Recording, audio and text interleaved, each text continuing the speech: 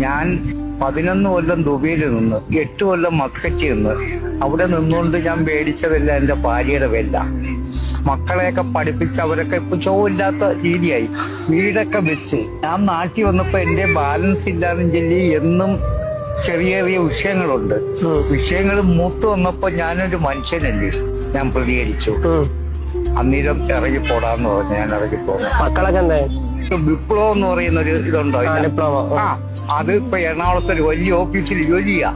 Ananthu R Dev. മോള് India മൊത്തത്ത് ഭയങ്കര. മരുമോൻ ചാത്തന്നേരത്തിന്റെ ഓഫീസിൽ. പിന്നെ മോന് വേണ്ടി ഒരു 5 സെന്റ് സ്ഥലവും ഒരു വീടും ഒക്കെ ഭാര്യയുടെ കാലത്തെ അവനാ. പള്ളിമുക്കി മോക്ക് മേടിച്ച് ഞാനിങ്ങനെ ജീവിക്കുന്നു. പോട്ടെ, എല്ലാം ശരിയാവും. ഇനി ആവരുത്. അവരുടെ ജീവിതം വളർന്നു വരണം. അങ്ങനെ അവരെടുക്ക പോരുത്. നിങ്ങളെപ്പോലുള്ള മക്കളില്ലേ എനിക്ക്. അപ്പൊ ശരി, പ്രാർത്ഥിച്ചാൽ മാത്രം മതി. നാളെ അവർക്ക് ഈ ഗതിയോടെ വരാതിരിക്കട്ടെ. ഞാൻ ശവിക്കത്തില്ല, പാടില്ല. ഉണ്ടോ? അങ്ങനെ ചെയ്യണോ? ഒരിക്കലും ഇല്ല.